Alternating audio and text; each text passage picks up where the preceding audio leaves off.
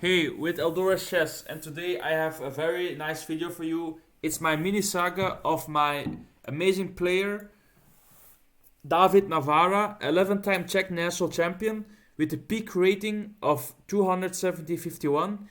It's such a complicated game, I could make a video of 2 hours of this game. Maybe I will do it in the future, but or probably not. But this video will demonstrate one of his great games. He's a fascinating player. He plays so sharp. Win, draw, or lose is very interesting. He plays very interesting. I would say he plays very his own style. He plays very sharp. He had a king walk game where he walks his king for like 10 moves and then just wins the game. And I think he's the only guy that can do it. So let's start. So we get into a Najdorf position. You can already see he chooses the most sharp line with f4, the main line, and as typical Najdorf position, black wants to have counterplay on the king side, and white is also going to go attack on his king side. So the king side is where white usually castles and black usually castles, but in this game it's usually in a Najdorf it's usually opposite. They castle both queen side and then they just attack each other, and it ends in a spectacular win, loss or draw, but it's always spectacular because the Najdorf, it cannot get sharper than this. Every piece is on the board. The pawn structure is very asymmetrical. Nothing, it's not a boring Berlin draw. Everything is really sharp. And then there's still full tier, and now there's only one good for white. So it can go to knight a4, but then it loses to a very complex variation where the queen goes to a5 and push pressure on the knight and the bishop after playing h6. And the knight cannot go here because that's just very passive, and in the Najdorf you cannot be passive. This is also too passive. Black pieces come to life. It's so sharp, there's only one move that is good for white. And yes, it's just sacrificing your knight.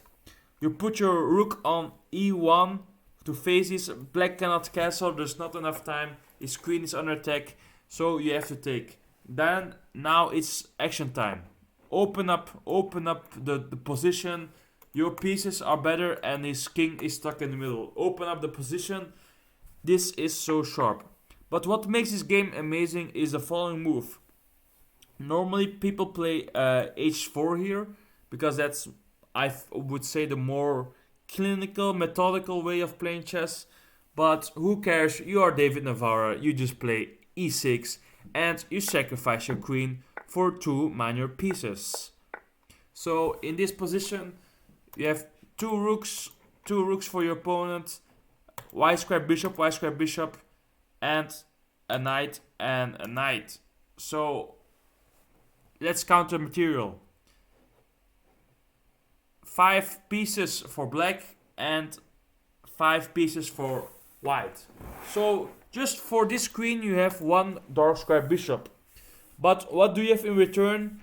You have amazing diagonals, amazing knight, amazing dark square bishop, and lots and lots of tactics and lots of maneuvering and lots of open files to have tactics.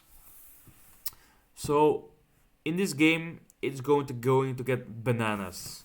So black takes the pawn, which I think is one of the only move that's good in this position. h6 is, in my opinion, more safe because going for this pawn is kind of crazy. I would never play this kind of position, I think. Okay, so white already goes for a checkmate, and you will see this in this game a lot. Every move white makes is just going for the checkmate and black trying to defend it. So the only move that makes sense is to sacrifice your queen for 2 pieces, and then you're just up a whole piece. And without white cannot exchange too many pieces because white has to attack and black has to survive. The longer black can survive, is going to have an endgame with pawns and a queen attacking his king, and then black will win.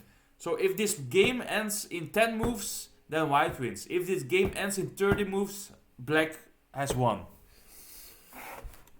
So now he brings like Morphe, his last piece, into the game. Black wants to exchange pieces, but okay, you can exchange, but then I will just checkmate you with my bishop. So you can exchange pieces, but then you only make it worse. So black is still going for exchanging the pieces, but with the bishop on c8, it disconnects the rook from the e8 square. So David just takes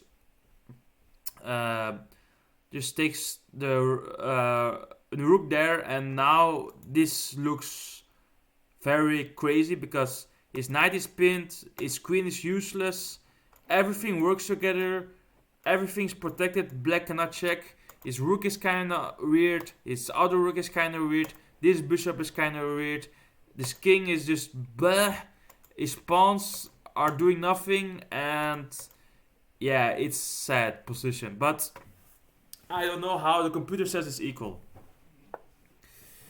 Here, the only move that the computer says is here, because it's kind of solves this problem, but I don't know anyone who would play this in their right mind, because this kind of connects more, it gives more harmony to your pieces, but who would do this? Like, I don't know.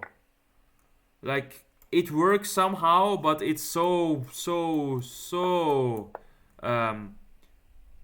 crazy. But there is a perpetual here that the computer says. But these are two, I think they're like 2200 his opponent, and like David Navarro was around 2275. So like a FIDE master at the time. So black now, okay, I put my bishop on c8, I put it back. But now there's a terrible loss for black. A lot of tempi losses, and white is threatening checkmate. So the only way to not get checkmated that makes sense is sacrificing your queen again for 2 pieces. So in this position, black has to take and go for this, but this is very this is just losing. You're just same material, but your pawn structure is totally ruined and your pieces are on the back rank. So I understand why he didn't play it, but here he played pawn takes f6, and there's a checkmate in 3. So whatever you do, after rook f6 is a checkmate. You cannot stop bishop to f7. So his opponent took, and then it's checkmate. So to summarize the game, very sharp, and when David Navarro gets a sharp position, it's so crazy. It's a beautiful game, and it's one of those games where there's millions of lines, sidelines, millions of tactics, but they both chose a very sharp opening, but the winner was David Navarro. Thank you for watching.